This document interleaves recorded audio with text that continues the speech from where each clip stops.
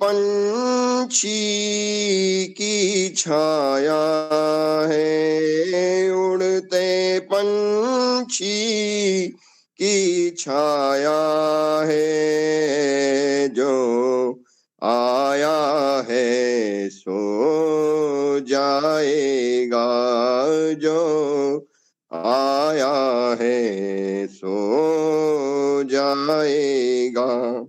मत भूल मनुष्य पछताएगा, मत भूल मनुष्य पछताएगा। हरि नाम सिमर सुख पाएगा, हरि नाम सिमर सुख पाएगा। मद मोह के झूले झूल रहा, मद मोह के झूले झूल रहा। तन मन यौवन पर फूल रहा, तन मन यौवन पर फूल रहा। ये फूल तेरा मुरझाएगा, ये फूल तेरा मुरझाएगा। मत भूल मनुष्य पछताएगा, मत भूल मनुष्य पछताएगा। हरि नाम सिमर सुख पाएगा, हरि नाम सिमर सुख पाएगा। ये झूठा तेरा मेरा है, ये झूठा तेरा मेरा है। तू हरि का है, हरि तेरा है। तू हरि का है, हरि तेरा है। हरि बोलत ही तर जाएगा, हरि बोलत ही तर जाएगा। मत भूल मनुष्य पछताएगा, मत भूल मनुष्य पछताएगा। हरि नाम सिमर सुख पाएगा, हरि नाम सिमर सुख पाएगा, हरि नाम सिमर सुख पाएगा। धन्यवाद। बहुत बहुत धन्यवाद, आभार। कल भी हमने एक ऐसा ही भजन अंत में सुना था कि हम भी चले जाएंगे, तुम भी चले जाओगे। और ये आज भी हमने इस जीवन की क्षण भंगुरता पर हम उस भाव को कि परम पिता परमेश्वर से ही हमारा स्थायी संबंध है, हमारी आत्मा जो कि अजर अमर है, जिसका स्थायी संबंध परम पिता परमेश्वर से है, उसकी ओर सतत अग्रसर हों। और उसके लिए सबसे आवश्यक है कि हम अपने स्वास्थ्य को, हमारा जो स्थूल शरीर है उसे स्वस्थ रखें, उसके साथ ही मानसिक और आत्मिक उन्नति करते हुए हम मोक्ष की ओर अग्रसर हों। बहुत बहुत धन्यवाद आदरणीय श्री सुनील जी अरोड़ा भ्राता जी का, जो आर्य समाज मानसरोवर जयपुर से आपने बहुत सुंदर भजन प्रस्तुत किया। बहुत धन्यवाद। सभी प्रतिभागियों का बहुत बहुत स्वागत। और आइए आज का कार्यक्रम कल के ही सर्दियों में पोषण विषय को आगे बढ़ाते हुए योगाचार्य डॉक्टर नरेंद्र कुमार जी सनाडिये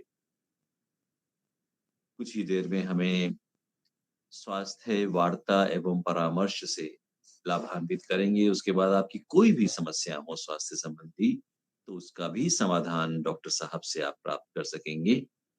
और हमारे लिए बड़े सौभाग्य का विषय है कि हमारे इस कार्यक्रम में आदरणीय श्रुति विजय सेतिया जी, जो फरीदाबाद आर्य समाज की मंत्राणी हैं, योगाचार्य हैं, भजनोपदेशिका हैं, वैदिक विदुषी हैं। उनके ओजस्वी स्वर से, उनके बुद्धि चातुर्य से, उनके कुशल मन संचालन से हम सभी लाभान्वित होते हैं। बहुत व्यस्त रहती हैं, अलग-अलग वेबिनार्स, अलग-अलग कार्यक्रमों में आपकी, अलग-अलग राष्ट्रीय, अंतर्राष्ट्रीय स्तर के कार्यक्रमों में आपका योगदान रहता है। सेवा भाव से मैं निवेदन करूँगा कि हमारे आज के इस कार्यक्रम का अपनी भूमिका, अपने सुमधुर कंठ से भजन के साथ संचालन से हम सभी को लाभान्वित करें। आदरणीय श्रुति विजय सेतिया जी। बहुत बहुत धन्यवाद आपका भाई साहब। आप सभी को सादर नमस्ते। अभी हम सुनील जी से बहुत ही मधुर कंठ में बहुत ही मधुर भजन सुन रहे थे कि हरि नाम भजन सुख पाएगा। उस परमपिता परमात्मा के नाम को जो भज लेता है उसको सुख और आनंद मिलता है। लेकिन कब आनंद मिलता है, कब सुख मिलता है? जब आपका उस परमपिता परमात्मा पर भरोसा हो। जब भरोसा विश्वास ही नहीं होगा, खाली नाम जपने से कोई मजा नहीं, जिंदगी में कोई आनंद नहीं आएगा। सिर्फ दिखावे के लिए बैठ जाइए, ध्यान लगाइए, कोई उसका फायदा नहीं है। तो आइए एक छोटा सा भजन मैं आप सभी के समक्ष प्रस्तुत करना चाहती हूँ। उसके बाद हम डॉक्टर साहब को सुनेंगे। भरोसा कर तू ईश्वर पर, तुझे धोखा नहीं होगा। भरोसा कर तू ईश्वर पर, तुझे धोखा नहीं होगा। ये जीवन बीत जाएगा, तुझे रोना नहीं होगा। भरोसा कर तू ईश्वर पर, तुझे धोखा नहीं होगा। कभी सुख है कभी दुख है, ये जीवन धूप छाया है। हंसी में ही बिता डाले, बितानी ही ये माया है। भरोसा कर तू ईश्वर पर, तुझे धोखा नहीं होगा। जो सुख आवे तो हंस देना, जो दुख आवे तो सह लेना। ना कहना कुछ कभी जग से, प्रभु से ही तू कह लेना। भरोसा कर तू ईश्वर पर, तुझे धोखा नहीं होगा। ये कर्म भी नहीं जग में तेरे, बस कर्म की माया। तू खुद ही धूप में बैठा, लिखे निज रूप की छाया। भरोसा कर तू ईश्वर पर, तुझे धोखा नहीं होगा। कहाँ ये था कहाँ तू है, कभी तो सोच बंदे। झुका कर शीश को कह दे, प्रभु वंदे, प्रभु वंदे। भरोसा कर तू ईश्वर पर, तुझे धोखा नहीं होगा। ये जीवन बीत जाएगा, तुझे रोना नहीं होगा। आप सभी का स्वागत, अभिनंदन और वंदन करती हूँ।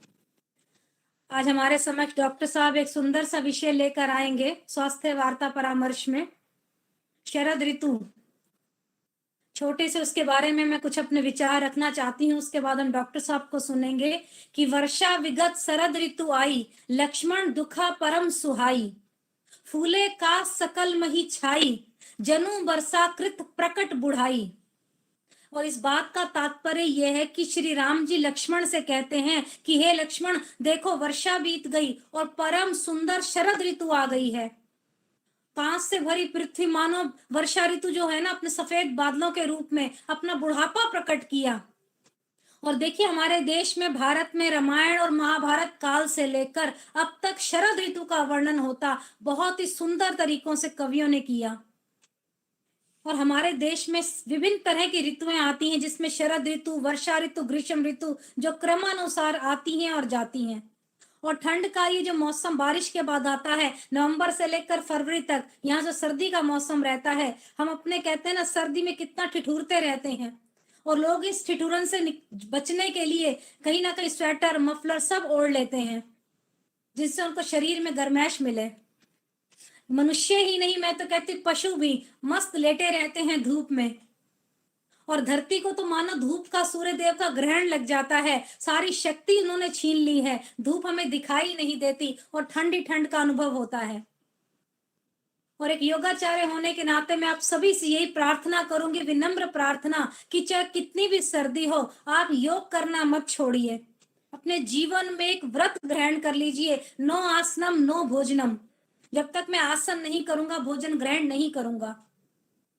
कोशिश करके देखिए, किसी न किसी बात का संयम पूर्वक जीवन जीने का व्रत लीजिए, क्योंकि संयम ही सबसे बड़ी साधना है। सबसे बड़ा साधन विचारों में संयम, संयम वाणी का, व्यवहार का, आहार का, आचरण में संयम होगा तो आपके जीवन में योग, धर्म, अध्यात्म, ज्ञान, पुरुषार्थ सभी कुछ प्रतिष्ठित हो जाएगा। और सुबह उठकर पसीना बहाने का व्रत लीजिए, इसके लिए आपको कोई बहाना नहीं चलेगा। सत्कर्मों का, सहयोग का व्रत लीजिए। मैं तो कहूंगी स्वदेशी चीजों का इस्तेमाल करने का व्रत लीजिए। आप स्वयं आत्मनिर्भर बनिए, आत्मनिर्भर भारत बनाने का संकल्प लीजिए। यही आपके जीवन का संकल्प होना चाहिए। और क्या कहते हैं, पथ कर्तव्य न छोड़े हम, शुभ जीवन में जोड़े हम, स्वस्थ रहें, व्यस्त रहें हम, हर बाधा को तोड़े हम, हर बाधा को तोड़े हम। इसलिए कृपया करके सभी शाकाहारी बनिए, स्वस्थ रहिए और नित्य प्रति योगाभ्यास करते रहिए। आप सभी का यहाँ उपस्थित होने के लिए पुनः धन्यवाद करना चाहती हूँ। और मैं डॉक्टर साहब से प्रार्थना करूंगी, यदि वो जुड़ गए हैं तो अपने ज्ञानवर्धक बातों से हमें लाभान्वित करिए। डॉक्टर नरेंद्र कुमार जी आर्य, आइए, आपका स्वागत है। ओम। आवाज आ रही है? हाँ जी, हाँ जी, आवाज आ रही है? हाँ जी, बिल्कुल साफ आ रही है। ओम भूर्भुवः स्वः तत्सवितुर्वरेण्यं भर्गो देवस्य धीमहि धियो यो नः प्रचोदयात्। ओम।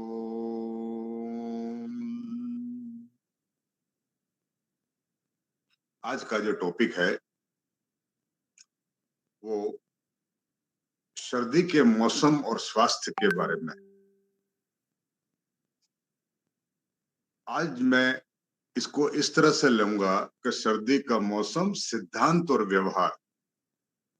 ठीक है, सिद्धांत का मतलब यह है कि जो पुस्तकों में लिखा है और जो वास्तव में हमें व्यवहार में लाना है, उसमें आपको अंतर रखना है। और ये इस अंतर का पैमाना क्या होगा? आपकी आयु, आपकी सहन शक्ति, आपकी रोग प्रतिरोधक क्षमता, आपका पाचन तंत्र। जैसे एक उदाहरण के साथ अपनी बात रख रहा हूं कि सर्दी के मौसम में घी खाने के लिए कहा जाता है। सैद्धांतिक रूप से ये बात सही है, लेकिन अगर किसी का पाचन तंत्र मजबूत नहीं है, उसको कोलेस्ट्रॉल बढ़ा हुआ है, वो ज्यादा एक्सरसाइज नहीं कर सकता, हार्ट, हाई बीपी की किसी प्रॉब्लम की वजह से, तो उसके लिए यह सिद्धांत व्यवहार में कन्वर्ट नहीं होगा। एक उदाहरण दिया मैंने, अब मैं अलग अलग बातें आपके सामने रखूंगा कि शीत ऋतु में सबसे महत्वपूर्ण बात जो ध्यान रखनी है वो ये रखनी है कि एक तो छोटे बच्चे, जीवन के दो छोर, एक छोटे बच्चे और एक वृद्धावस्था, इन दोनों को संभाल के रखना है, क्योंकि इन दोनों के समय में इन दोनों के पास रोग से लड़ने की कैपेसिटी कम होती।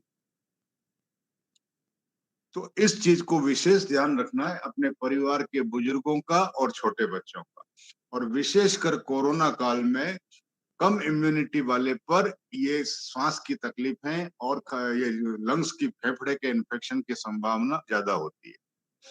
और इस वक्त चूंकि आपके शरीर की जो जितनी भी नसें और जितने भी आपके जो चैनल्स हैं वायु के या एयर किसी भी ब्लड के पास होने के, वो थोड़े सिकुड़ जाते हैं, इसलिए हार्ट अटैक की संभावना, अस्थमा, ब्रोंकाइटिस के दौरे पड़ने की संभावना गर्मी की तुलना में ज्यादा होती। सूर्योदय से पहले और सूर्यास्त के बाद विशेष सावधानी रखनी है। एक और उदाहरण देखिए, पुस्तकों में यह लिखा हुआ है कि सवेरे उठकर सूर्योदय से पहले व्यायाम करना चाहिए, प्राणायाम करना चाहिए। बिल्कुल सही है सैद्धांतिक रूप से, लेकिन ये बुजुर्गों पर इस सीजन में लागू नहीं होगा। सर्दी के मौसम में बुजुर्गों को धूप निकलने के बाद धूप में बैठकर यही क्रियाएं करनी चाहिए। ये एक व्यावहारिक विषय है कि व्यवहारिक दृष्टि से हमें देखना है। दूसरा सबसे बड़ा ये है कि सर्दी का प्रवेश कहाँ से होता है। एक होता है पैरों की तरफ से, एक होता है सर की तरफ से, इसलिए इन दोनों को कवर करना जरूरी। ठीक है, तो पैरों के अंदर मोजे होने चाहिए, घर में भी चप्पल जूते होने चाहिए। मार्बल अगर ठंडा है तो उसके ऊपर डायरेक्ट कांटेक्ट नहीं करें, और सर के ऊपर कैप या टोपा लगाकर सिर्फ नाक का हिस्सा श्वास लेने के लिए खाली छोड़ें। इस बात का विशेष ध्यान रखना है। और उसके बाद फिर आप एक कपड़ों में भी आप देखिए, हमेशा एक मोटा कपड़ा पहनने के बजाय 2 या 3 पतले कपड़े ज्यादा गर्मी देते हैं। उन दोनों के बीच का जो स्थान होता है, वो जो गर्म हवा से भर जाता है, वो ज्यादा लाभदायक है। तो अच्छी तरह से कपड़े पहनिए, आप कपड़ों की लेयर रखिए, 2-3 कपड़े, फिर उसके बाद शॉल ओढ़ लीजिए, गर्म कपड़ों का प्रयोग कीजिए। ये बहादुरी दिखाने का मौसम नहीं है, नंबर 1।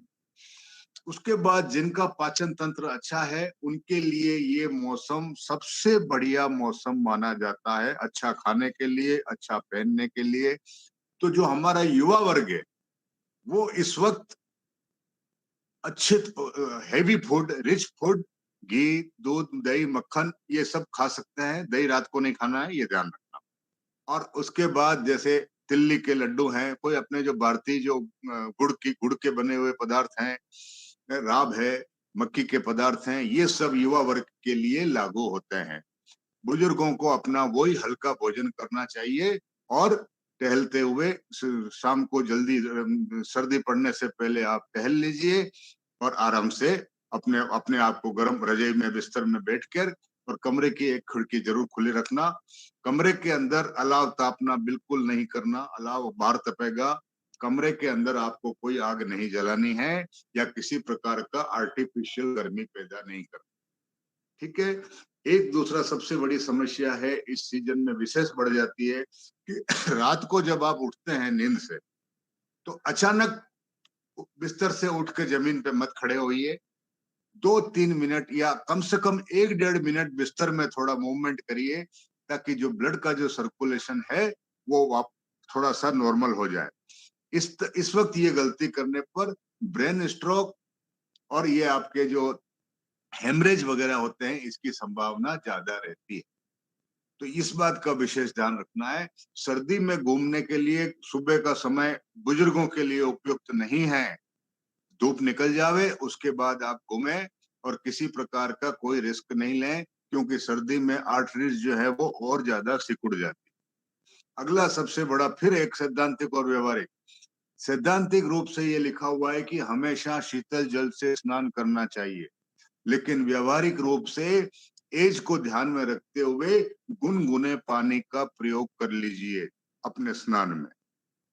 गुनगुने पानी का प्रयोग कर लीजिए। और दूसरा सबसे बड़ा ये है कि सबसे पहले पानी सिर पे नहीं डालना है, सबसे पहले पानी पैरों पे डालना है और धीरे धीरे ऊपर की तरफ बढ़ना है, ताकि आपका शरीर उस पानी को से जो ठंडे से नहाते हैं उनके लिए भी, युवा वर्ग के लिए भी, सबके लिए ये लागू है कि जो भी शीतल जल से स्नान करते हैं या नॉर्मल पानी से स्नान करते हैं, उनको भी पानी सबसे पहले सिर पे नहीं पैर में डालना है, पैर से ऊपर, पेट पे, कंधों पर, हाथ पर और फिर सिर पे डालना है। वरना जो वो शिवरिंग होती है उसके उस वक्त किसी भी प्रकार का कोई अटैक या कोई कंजक्शन हो सकता है जो आपको हॉस्पिटलाइज कर सकता है। इन चीजों को आपको विशेष ध्यान रखना है। और जिन लोगों को अस्थमा और ब्रोंकाइटिस ऑलरेडी है उनको विशेष ध्यान रखना है, अपनी दवाएं अपने पास रखनी है। किसी एक पद्धति से आज की तारीख में कोई भी जिंदा नहीं रह सकता। आपको सारी पद्धतियों का प्रयोग करते हुए, अगर डॉक्टर ने आपको कोई दवाएं दे रखी है, उन दवाओं को अपने पास रखिए। इनहेलर है तो इनहेलर का उपयोग कीजिए। ये आविष्कार आपके लिए ही हुए हैं। हाँ, ये जरूर है कि युवा वर्ग में हमें तेज दवाओं से बचना चाहिए, इनहेलर से बचना चाहिए। लेकिन अगर एक बार अस्थमा और ब्रोंकाइटिस हो जाए तो हमें अपने आप को संभालने के लिए इन संसाधनों का प्रयोग करना चाहिए। उचित खान पान और प्राणायाम से हम अपने आप को इन बीमारियों से दूर रख सकते हैं और दवाओं से भी दूर रख सकते हैं। लेकिन एक बार होने के बाद योग का प्रोफाइलैक्सिस वैल्यू बहुत है, बचाव बहुत है, उपचार में उतना नहीं है जितना कि आप महिमा मंडित किया जा रहा है। इस बात को अच्छी तरह समझ लें, हर चीज की अपनी सीमाएं हैं, योग की सीमाएं हैं, आयुर्वेद की सीमाएं हैं। लेकिन उस सीमा से पहले अगर आप उसका नियमित रूप से अपने जीवन में उपयोग करते हैं तो वो बहुत प्रभावी होता है। अगर कोई अस्थमा होने के बाद प्राणायाम चालू करे तो प्राणायाम उसको कंट्रोल तो कर लेगा लेकिन क्योर नहीं कर पाएगा। इस बात को अच्छी तरह समझ लें। लेकिन अगर मुझे पता है कि मेरे घर में, और फिर आनुवंशिक हेरिडिटी को ध्यान में रखें, अगर अब मुझे पता है कि मेरे घर में मेरे बड़ों के सबको अस्थमा या ब्रोंकाइटिस या लंग्स की प्रॉब्लम रही है, तो मुझे अभी युवा अवस्था में ही इस बात का ध्यान रखना चाहिए कि मैं नियमित रूप से प्राणायाम करूं। और उसके बाद भी प्राणायाम कौन सा और कौन सी विधि से सही तरीके से, ये सांसों करना प्राणायाम नहीं है। जब तक आप इस बात को नहीं समझेंगे कि किस मौसम में कौन सा प्राणायाम करना चाहिए, तब तक लाभ की बजाय हानि हो सकता है। जैसे आप देखिए, अगर आप सर्दी के मौसम में शीतली और शीतकारी कर लेंगे, चंद्रभेदी कर लेंगे, तो आपकी प्रॉब्लम और बढ़ जाएगी। तो सर्दी के मौसम में आपको भस्त्रिका प्राणायाम खूब करना है, अलग अलग टुकड़ों में। और भस्त्रिका की खासियत यही है कि आपको पेट का खाली होना जरूरी नहीं है, ऊपर के हिस्से का प्रयोग होता है। तो इसलिए आप दिन में 10 बार, 3 बार, 5 बार, जरूरी नहीं है कि एक साथ करें। और इसको भी किसी एक ट्रेंड व्यक्ति से समझ कर सीख लें कि आपकी उम्र के अनुसार गति क्या होनी चाहिए, संख्या क्या होनी चाहिए। तेज गति से करने पर ब्लड प्रेशर बढ़ सकता है और लाभ समान है। इसलिए आप अपनी क्षमता के अनुसार अपनी हार्ट और हाई बीपी की जो परिस्थिति है उसके अनुसार डिसाइड करें कि कितनी देर कितना करना है और किस गति से करना है। जो भी आप करें उसको नियमित रूप से करना है। आसनों का प्रयोग आपके शरीर के वजन को नियंत्रित करने के लिए जरूरी है। अगर आप ओवरवेट नहीं हैं तो आप प्राणायाम पर ज्यादा ध्यान दीजिए। अगर मोटापे को कम करना है, आसन पर ज्यादा ध्यान दीजिए। लेकिन प्राणायाम को इग्नोर नहीं कर सकते। आसन को एक पल के लिए इग्नोर किया जा सकता है और इसका प्रमाण यह है कि भगवत गीता और पतंजलि के योग दर्शन में आसनों का वर्णन नहीं, इसलिए कि यह इतना महत्वपूर्ण नहीं है जितना कि प्राणायाम। क्योंकि भीतर की एनर्जी ही आपको लड़ने के लिए मजबूत करेगी। बाहर के हाथ पैर आपको बाहर प्रभावित करने के लिए भले काम आ सकते हैं, लेकिन विपरीत परिस्थिति में आपको आत्मबल और भीतर की जो प्राण शक्ति है वही काम आएगी।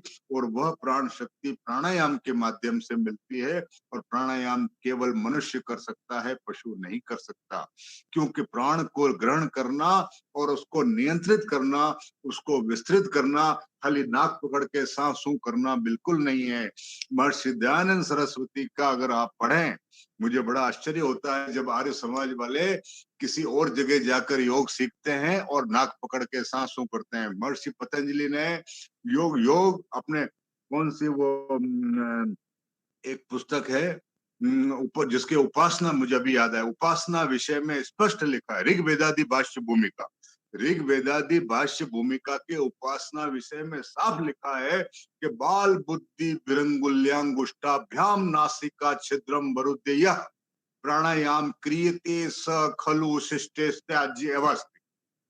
साफ लिखते हैं कि जो लोग अंगुलियां और अंगूठे से नाक पकड़ के प्राणायाम करते हैं वे बाल बुद्धि हैं, योग और प्राणायाम की क्रिया से अनभिज्ञ हैं, और शिष्ट विद्वानों को यह नहीं करना चाहिए।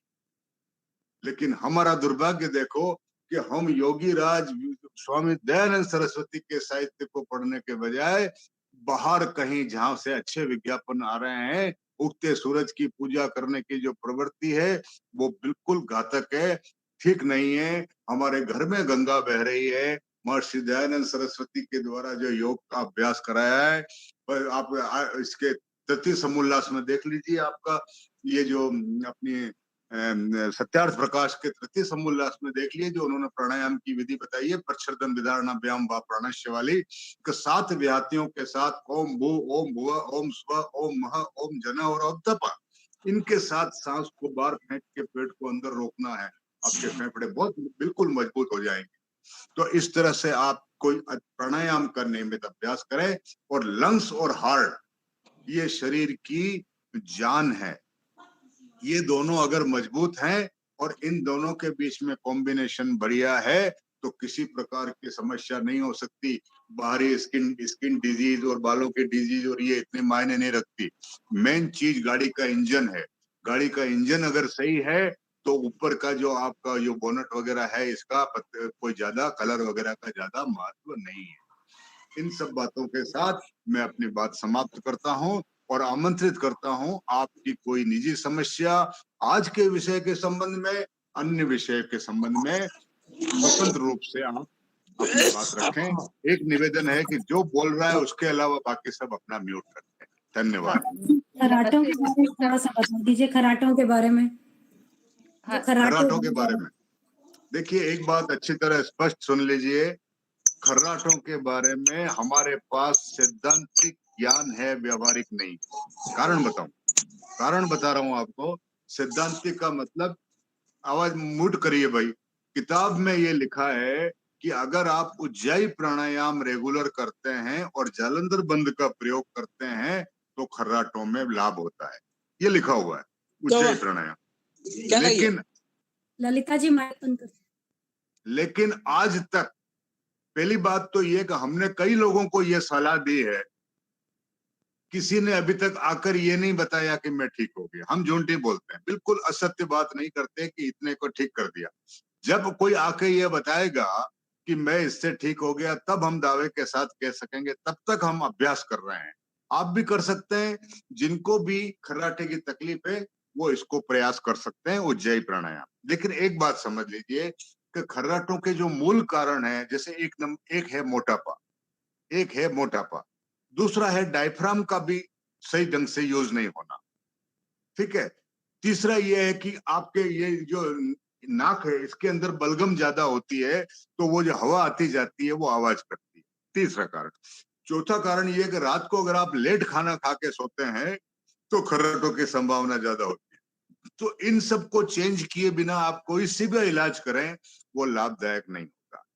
ऐसा अभ्यास प्रैक्टिकली ये देखा गया है कि अगर आप करवट लेके सोते हैं तो खर्राटे कम आते, तो करवट लेके सोइए, सीधा मत सोइए। दूसरा, खर्राटे की सबसे बड़ी समस्या ये है कि जिसको होता है उसको कोई तकलीफ नहीं होती, जो खर्राटे लेता है उसको कोई तकलीफ नहीं होती है, इसलिए वो अपना इलाज नहीं करवाता। और ये लंबे समय तक इलाज नहीं करवाने पर ही ये बीमारी जड़ पकड़ लेती है। और जब बहुत लंबे समय के बाद जब साथ रहने वाले विरोध करने लगते हैं, तब वो इलाज के लिए आता है। कब तक वो बीमारी इतनी जड़ पकड़ लेती है कि हम साधारण ये नुस्खों से उसको ठीक नहीं कर सकते। तो खर्राटे के लिए पहले जो खर्राटे के जो मूल कारण है उनको पता हटाना जरूरी है। और उसके बाद लायन पोज, एक लायन पोज, दूसरा उज्जाई प्राणायाम और जालंधर बंद का प्रयोग, ये आप कर सकते हैं, करके ट्राई कर सकते हैं। लेकिन दावा मैं नहीं करता जब तक कि मेरे पास कोई प्रमाणिक वो नहीं आ जावे कि कोई बिल्कुल ठीक हो गया हो।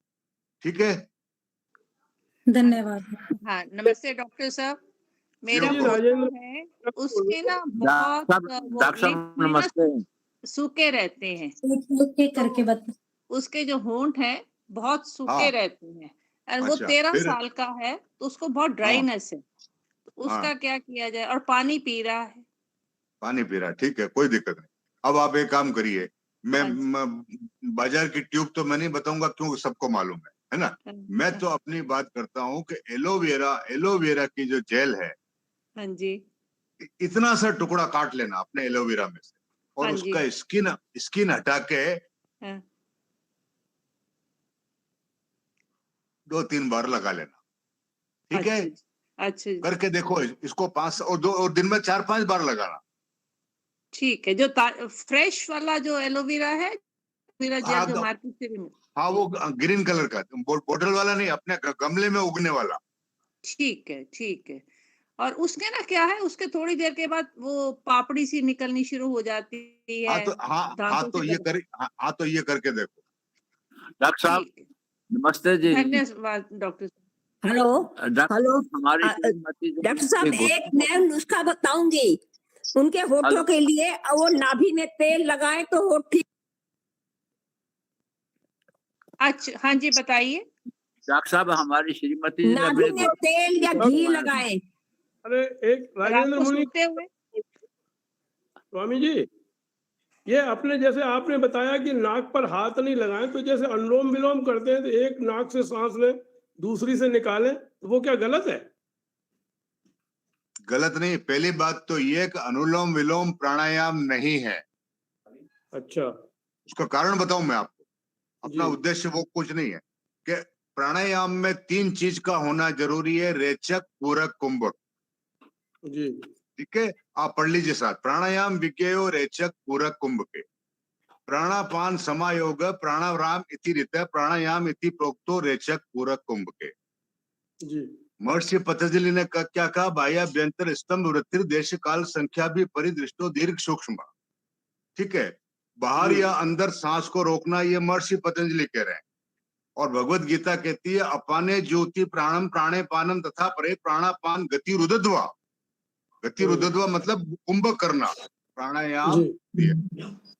तो अब आप इतनी सब बातें होने के बाद, तो जब तक अगर आपको नाक लगा, पहली बात तो ये महर्षि दयानंद सरस्वती ने कहा है कि सांस को उससे रोको, अपने कंट्रोल करके। जी, लेकिन अगर आप चलो अंगुली भी लगाते हैं तो कम से कम कुंभक जरूर करें, सांस को रोकें। तो जब कुंभक लगता है तो नाड़ी शोधन प्राणायाम होता है, सहित कुंभक होता है। 8 प्रकार के कुंभक होते हैं। बिना कुंभक प्राणायाम नहीं है। नाक से सांस लेते समय आवाज नहीं आनी चाहिए। अगर आपको उंगली भी लगानी है तो इतना धीरे सांस लें कि आवाज नहीं आवे। जी, ये सांस फूंक करने वाला जो प्राणायाम है वो नहीं, 1 मिनट में 15 सांस होते हैं। आप धीरे सांस लेकर, लंबी सांस लेकर उसको 3-4 पर लाने का प्रयास करें। अगर 5 सेकंड में बढ़ते हैं और 5 सेकंड रोकते हैं और 5 सेकंड में छोड़ते हैं तो भी 4 सांस हो जाती है। और धीरे धीरे छोड़ने का समय डबल करें। और जब तक सांस को रोकेंगे नहीं तब तक प्राणायाम नहीं है। लेना छोड़ने का काम तो बिल्ली कुत्ते भी करते हैं, कौन नहीं करता है? कौन जानवर नहीं करता है? जो भी इस पृथ्वी पर जीव है वो सब सांस को लेते और छोड़ते हैं। जब तक सांस का कुंभक नहीं होगा, ये कुंभक ही मनुष्य कर सकता है। मनुष्य को भगवान ने ये शक्ति दी है कि वो कुंभक कर सकता है, जानवर कुंभक नहीं कर सकता। जी इसलिए ये प्राणायाम सिर्फ मनुष्य के हाथ में है, पशु के हाथ में नहीं है। सांस लेना तो पशु भी करता है, जी सांस लेना और छोड़ना पशु भी करता है, जीने के लिए जरूरी है। लेकिन प्राणायाम केवल विवेकशील पुरुष कर सकता है। इसलिए जब भी योग में आप प्राणायाम की बात करें, कुंभक होना बहुत जरूरी है। और यहाँ तक कि हठ योग में तो कुंभक के बाद जालंधर बंद भी लगाना है, तीनों बंदों का प्रयोग करना है। दिक्कत ये है कि योग को सरल करने के चक्कर में इतना उसका मूल को नष्ट कर दिया है कि उसका जो मूल स्वरूप है वो खत्म हो गया। जी आपको घर घर पहुंचाने की इतनी जल्दी थी, घर घर योग को पहुंचाने की इतनी जल्दी थी कि उसमें आपने इतने परिवर्तन हो गए कि जो उसका मूल स्वरूप है, अब योग और फिजिकल एक्सरसाइज में कोई अंतर ही नहीं रहा। जी हाँ आज जो योग आप देख रहे हो, ये तो ग्राउंड के ऊपर सब कराते थे पहले भी। हम्म, खेल कूद में ये सारे आसन होते थे और सारे जॉगिंग वगैरह होती थी। तो फिर योग क्या है? योग इज समथिंग डिफरेंट डॉक्टर साहब, एक देन समस्या है एक minute, different than any other athletic और स्पोर्ट्स एक्टिविटी। तो जी। जब भी आप प्राणायाम करें, कोई बात नहीं, अगर आपको हाथ लगाने की आदत है कोई बात नहीं, लेकिन सांस को गहरा भरें, थोड़ा रोकें जी और थोड़ा फिर छोड़ें। रोकने का समय अपनी क्षमता के अनुसार बढ़ावें। और मैं कोई मेरी तरफ से कुछ भी नहीं कह रहा, जो शास्त्र में लिखा है वही आप तक पहुंचा रहा हूँ। आप जी। शास्त्र को रेफर कर सकते हैं, मैं गलत हूं तो अगले शनिवार को मुझे बता सकते हैं, मैं मानने के लिए तैयार। बहुत धन्यवाद, बहुत धन्यवाद। डॉक्टर हाँ साहब जी सर, नमस्ते। आप पूछिए। नमस्ते जी। डॉक्टर साहब, हमारे श्रीमती जी के पाँव की एड़ी सूजी हुई है, हाँ वो बहुत पैर रखा ही नहीं। हाँ, तो एक तो पहले ये पता करें कि कोई चोट लगी क्या, नंबर 1। नंबर 2, नहीं, चोट नहीं लगी। उन्होंने 5 हफ्ते पहले घुटना था, लेकिन वो सब दिखा दिए, घुटने की कोई प्रॉब्लम नहीं है उनको। एडी की बात कर रहे हैं, एडी की एडी की बात कर रहा हूँ मैं। ना, एडी। हाँ जी। हाँ, तो उसके अंदर कॉर्न तो नहीं है, कॉर्न गट्टा जिसको बोलते हैं, गट्टा नहीं ना, वो डॉक्टर को दिखाया, वो कहते हैं नस का प्रॉब्लम है जो है ना। तो अब समझ में आ गया, नस का प्रॉब्लम है। तो देखिए, 1 मिनट के लिए सोचिए, ये हाँ पंजा है, ये पंजा है ना, और ये एड़ी है जी। हाँ है ना। हाँ, अब हाँ एक जी। तो ये एक्सरसाइज करवाइए, और गर्म पानी, बाल्टी में गर्म पानी रखकर उसमें हल्दी और नमक डाल दीजिए, ठीक है। ठीक है जी।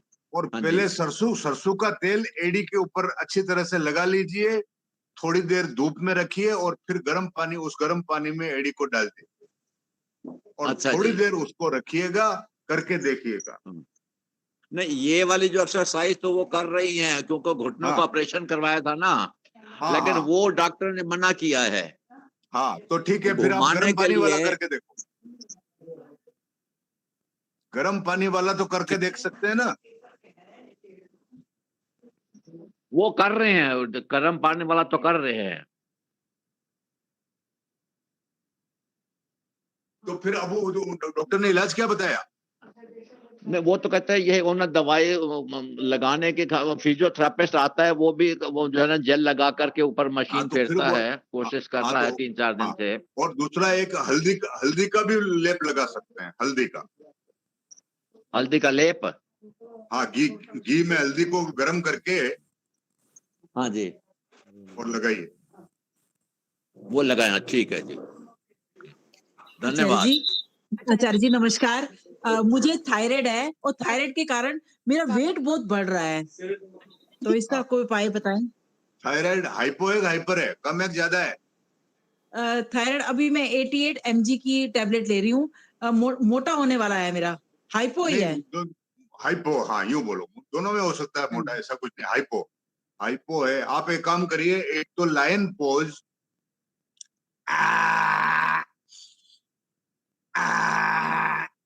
एक तो ये करना है, दूसरा ये जालंधर बंद लगाइए। स्पॉन्डिलाइटिस तो नहीं है? स्पॉन्डिलाइटिस तो नहीं है? हाँ, नहीं तो आचार्य ये जी। लगा के रखिए, थोड़ी देर सांस को रोकिए, और गर्दन की एक्सरसाइज करिए, ऊपर नीचे, अप एंड डाउन, सांस भर के ऊपर, छोड़ के नीचे, और इस हथेली से इसको रगड़िए ऊपर की तरफ, ठीक है। हाँ, और उज्जयी ठीक है प्राणायाम, सर, उज्जयी प्राणायाम, ठीक है। हाँ जी,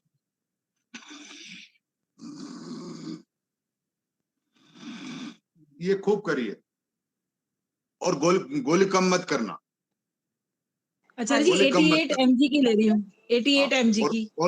और वेट कम करने के लिए एक्सरसाइज करो, हाँ जी डॉक्टर। कमर घुमाने की, पैर घुमाने की, है ना। हाँ हाँ जी, हाँ जी, डॉक्टर साहब, एक धन्यवाद है आंटी। कि मेरे को ना यूरिन की प्रॉब्लम आई थी, कम आता था, प्रेशर नहीं बनता था, तो मैंने डॉक्टर को हाँ दिखाया तो उन्होंने मेरे को सिल्डोसन की 8 mg की टेबलेट दी, हाँ, तो ठीक है। वो खा रही है तो उससे फर्क पड़ रहा है, तो मैं उसको हाँ, कंटिन्यू रखूं या कोई और मेडिसिन या नहीं, ये तो आप उन्हीं से पूछिए, अगर हम वो ही कम ज्यादा करेंगे, क्योंकि ये वो है डाययूरेटिक, ये हाँ डाययूरेटिक जी डायबिटीज, मेडिसिन हाँ जी है ना। यस, हाँ जी हाँ, तो ये हाँ जी। वही तय करेंगे कब बंद करनी। दूसरा, हमारी तरफ से गोक्षुरादि गूगल की गोली 2 सुबह 2 शाम को पानी से आप ले सकते हैं। तो उससे जो ट्रैक है वो क्लियर होके यूरिन आना शुरू हो हाँ, जाएगा। हाँ बिल्कुल, गोक्षुरादि गूगल इसके लिए परफेक्ट दवा है, रेगुलर लीजिए। कितने उसमें ग्राम्स हैं या क्या है? नहीं, वो तो काली गोली आती है, आयुर्वेद में ग्राम की नहीं, गोली आती है, टेबलेट, एक गोली क्या? सुबह, 2 गोली सुबह, 2 गोली शाम। गूगल की? हाँ, गोक्षुरादि, गुक्षु आदि हाँ, तो अच्छा। गोक्षुरा गाय के खुर से बनती है, पैर के खुर से। मैं बोलूं? अच्छा, और मतलब कि वो कितने देर में अपना इफेक्ट बताना शुरू करेगी? पूछना चाहते हैं सर। वो अपना इफेक्ट गोलियों का कब से शुरू करना? नहीं, ये बॉडी टू बॉडी डिफर करता है, आपको आयुर्वेद की दवा तो लंबे समय लेनी पड़ती है। हाँ नहीं, महीने के बाद इफेक्ट पता लगता है या 2 महीने के बाद उसका इफेक्ट पता लगता है, कैसे? नहीं, इतना टाइम नहीं लगेगा, इतना टाइम हाँ नहीं जी, लगेगा, 5-15 दिन। ओके, हाँ, धन्यवाद डॉक्टर साहब। शिवानी जी आप आप बोलो। बात करके सारी बीमारी दूर हाँ हो जी। जाती है। अरे जी, हेलो। लास्ट टाइम पिछले शनिवार आपको बोला था कि स्किन में फिंगर्स के ऊपर इचिंग हो रही है, तो आपने बोला था कि टाटरी का इस्तेमाल करो और फर्स्ट यूरिन जो है उसके साथ आप उसको अप्लाई करो, तो वो किया, उससे रोग रुक गया, मतलब आगे इचिंग नहीं हुई, खारिश नहीं होती है, बट अभी भी वहां स्किन के ऊपर कट्स हैं, वहां दर्द होती है और थोड़ा स्किन स्टेन कोई भी बात रह नहीं, गए हैं वहां पर। हाँ, स्किन डिजीज थोड़ा टाइम लेती है। देखो, अब इस 6 दिन हुए हैं, आप और इसको कंटिन्यू करो, कंटिन्यू तो करो, लेकिन इसके जो दाग वो भी हट जाएंगे टाटरी से, या कुछ और लगाने की जरूरत है?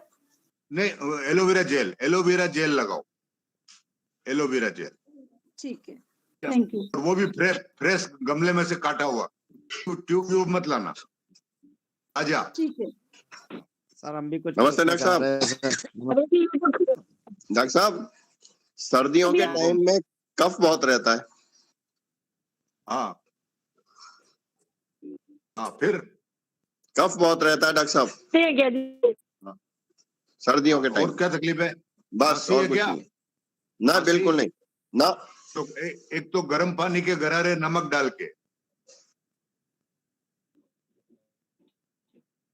डाल के, गर्म पानी के गरारे नियमित रूप से करना है, दिन में 2-4 बार और अर्ली इन द मॉर्निंग। जी और दिन भर आपको गुनगुना पानी पीना है, ठंडा पानी नहीं पीना है। बिल्कुल ठीक है। ठीक है, ये दोनों काम करके देखो, ठंडा पानी बिल्कुल बंद करो। मैं बिल्कुल नहीं पीता ठंडा पानी। बस तो ठीक है, गुनगुना पानी पियो। और गरारे में पिछले 6 महीने से लगातार कर रहा हूँ, हल्दी डाल के। अच्छा, ठीक है। जी, हालांकि इतना नहीं है कफ, लेकिन मैं समझता हूँ कि सर्दियों के मौसम में एक जनरल प्रॉब्लम रहती है ना, तो मैं चाहता था हाँ, तो इसको आप बीमारी नहीं समझे, थोड़ा बहुत रहता है, आप ये करते रहिए, थोड़ा बहुत सबको रहता है ना। जी हाँ, धन्यवाद। और प्राणायाम करिएगा, प्राणायाम जरूर करना। जी अवश्य। आचार्य जी, खराटे जो है थायराइड की वजह से भी आ सकते हैं? बिल्कुल आ सकते हैं। ईएनटी, यहाँ का कोई भी कारण हो सकता है जिसकी वजह से आ सकते हैं, लेकिन उपाय एक ही है कि आप या तो करवट लेके सोइए या आप ये प्राणायाम बराबर करिए। प्राणायाम तो आचार्य जी बराबर कर, लेकिन उससे कोई मतलब फर्क इतना तो थायराइड की वजह से अगर है तो दवाई तो चल रही है उसकी। हाँ, तो बस उसके अलावा कोई विकल्प नहीं, प्राणायाम ही करना है। और खर्राटे अगर और नहीं होते हैं तो ये भी बात है कि अब तक कोई ऐसा है नहीं होगा तो इसके साथ रहना पड़ेगा। डॉक्टर साहब ये सूखी खांसी के लिए बताइए। हाँ, सूखी खांसी के लिए आप एक काम करिएगा, वैसे तो दवाएं तो बहुत हैं ना, और ये खदिरादी वटी आती है एक अपने इसमें आयुर्वेद में, है ना, आयुर्वेद में खदिरादी वटी आती है, कोकिल कंठा आती है, वो ले सकते हैं। और घर के अंदर काली मिर्च 2 काली मिर्च मुंह में डाल के चूस लीजिए, और चूसने के बाद चबाना नहीं है, चूसने के बाद जब वो लास्ट में बिल्कुल गल के पोची हो जाती है तब उसको आप चबा के खा लीजिए। और अदरक का टुकड़ा भी मुंह में डाल के चूस सकते हैं, अदरक का टुकड़ा। ये मुंह में डॉक्टर साहब काली मिर्च मेल्ट होती है? हाँ बिल्कुल, लंबे समय चूसना पड़ेगा। हाँ, एक करके देखो ना, एक करके देखना। कि कभी सोचा नहीं कि ये मेल्ट होती है। नहीं, आप करके देखना, आप बहुत आराम से उसको चिगलते रहना, धीरे धीरे लास्ट में जाके बिल्कुल पोची हो जाएगी। ओ अच्छा अच्छा, ये पहली बार बहुत अच्छा लगा सुन के। करके देखना और अगली बार बताना, अगली बार बताना। जब वो चाहे भूल आप अभी जाती बता सकते हो है परसों ही। नमस्ते आचार्य जी। मेरी माता जी की आयु 78 साल है। उनका बीपी हाई रहता है 15 साल से पिछले, तो बीपी की दवाई चल रही है। अभी उनको क्या है कि बीपी फ्लक्चुएट होता है, ऊपर का हाई हो जाता है, नीचे का लो हो जाता है। अभी थोड़े दिन से समस्या आ रही है। एक्चुअली क्या है कि ये बोलते हैं इसको सिस्टोलिक और डायस्टोलिक, ऊपर का सिस्टोलिक, नीचे का डायस्टोलिक, और इन दोनों के बीच में अंतर 40 का होना चाहिए नॉर्मल।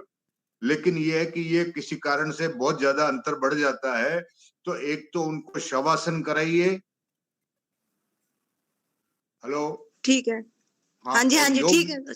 और योग निद्रा करवाइए, और ठीक है। और भ्रामरी प्राणायाम और ओंकार उद्गीत प्राणायाम।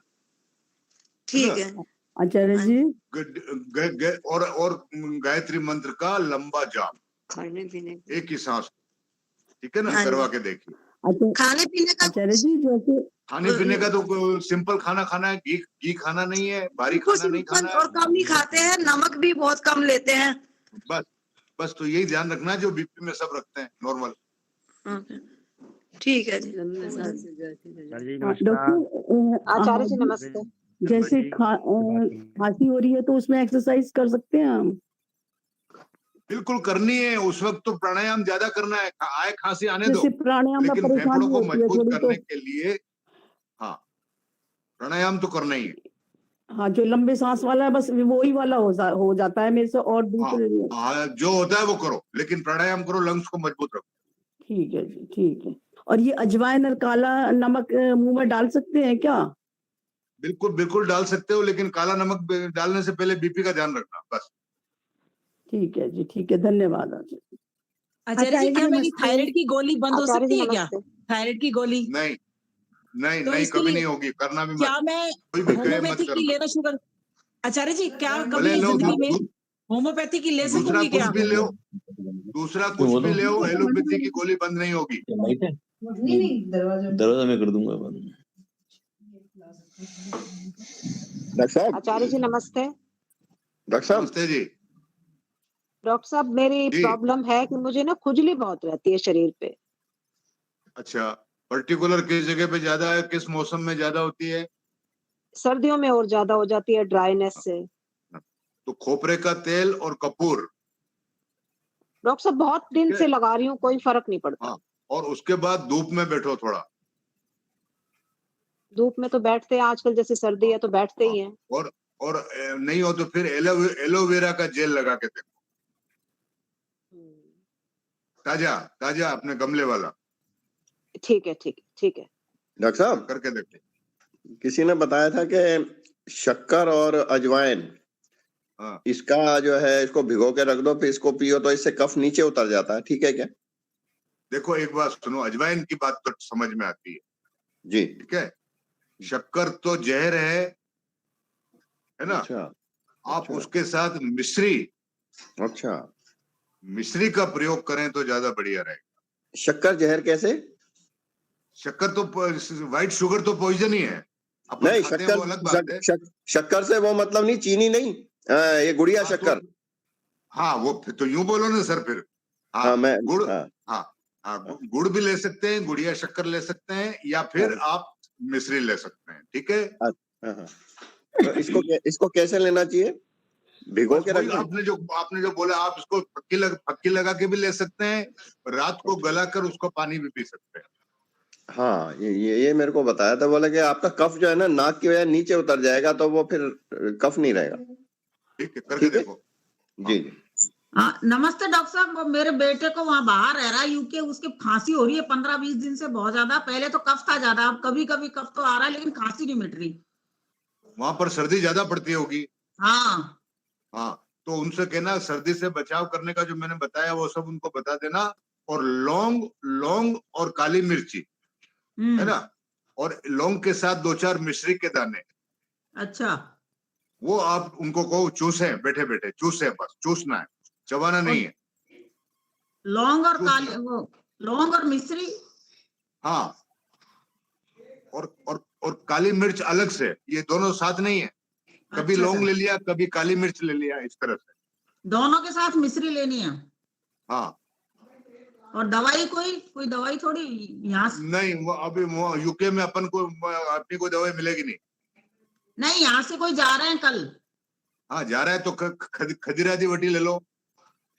अच्छा, वो कैसे लेनी है? मुंह में डाल के चूसनी है। खदीरादी वटी है, लवंगादी वटी है। अच्छा। वो कोकिल कंठा है, लिख लो आराम से, और जो मिल जाए भेज दो। कितनी भेजनी है? मतलब खरीदादी वटी? हाँ, खदीरादी वटी। खदीरादी, अच्छा खदीरादी वटी। और कोकिल कंठा। कोकिल कंठा। कंठी, कोकिल कंठी है ना। हाँ। अच्छा। और हाँ, लवंगादी वटी। तो ये सारी भेजनी, सभी यूज करनी है क्या डॉक्टर साहब? नहीं, वो अलग, कभी ये ले लिया, कभी जो शूट कर जाए, सब अच्छा, एक साथ नहीं लेनी। 2 गोली चूसनी है? एक गोली, सब एक साथ नहीं लेनी है। 2-4 दिन आप लवंगादी लेके देख लीजिए, नहीं जमती है फिर ये लेके, तीनों एक साथ मत देना। अच्छा। बहुत सुंदर जानकारी डॉक्टर साहब द्वारा, आपका बहुत बहुत धन्यवाद डॉक्टर साहब। मैं प्रार्थना करूंगी कि शांति पाठ आप ही करा दीजिए। जी, एक छोटा सा मेरा है, और बार पूछती जा रही हूँ कि डॉक्टर साहब, मेरे ना पोते के ना वो 15 साल का है, और उसके ना बालों के ना पैच पड़ गए हैं, सिर में बाल निकलते जा रहे हैं, और उन्होंने दवाई भी की है, और दूसरा किसी होम्योपैथिक वाले ने बोला था कि जो उसका अपना यूरिन है, उसको जो पेशाब है उसको निकाल के सिर पे लगाए। बिल्कुल ठीक बोला। उससे फर्क पड़ा है थोड़ा। बिल्कुल ठीक बोला, बिल्कुल सही बोला, यही करना है। और दूसरा एक कर सकते हैं, एलोवेरा का जेल लगा सकते हैं, और एक वो लाल कलर का एक बड़ा फूल आता है, गुलर का या बोलते हैं, जिसके बीच में वो तंतु निकलता है। हैबिकस का होता है एक लाल। हाँ, उसको पीस कर लगा सकते हैं रात को सोते समय। जो हैबिकस का फूल है, या कौन सा फूल है? हैबिकस लाल।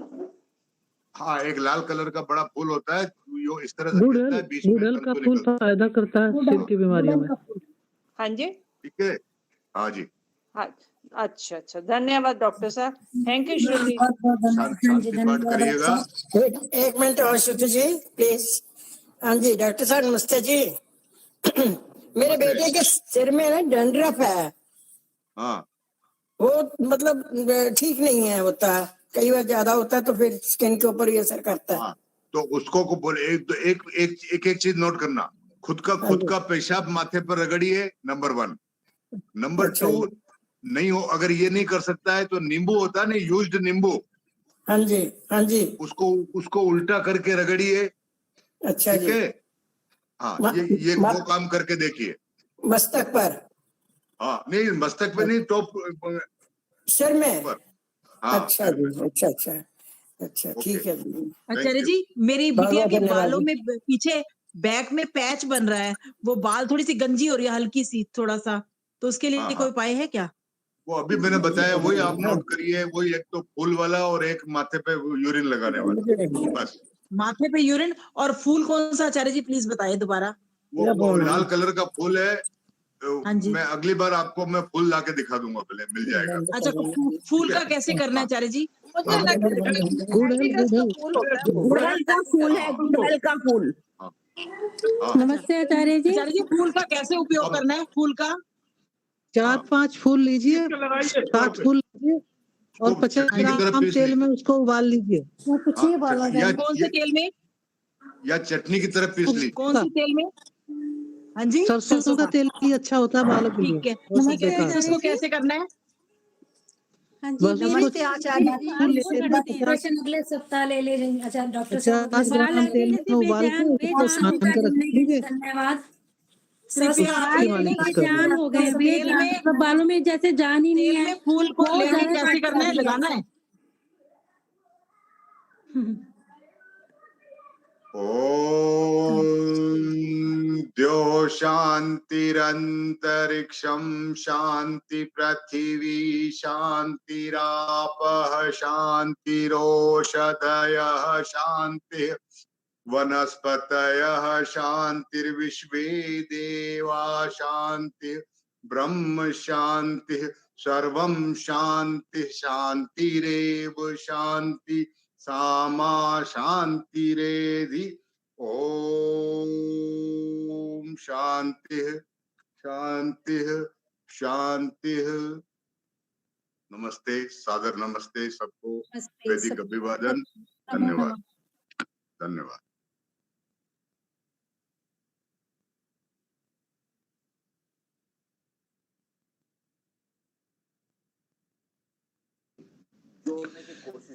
ये बहन पूछ रही थी डैंड्रफ की बात। डैंड्रफ में सिर्फ दही अच्छा काम करती है।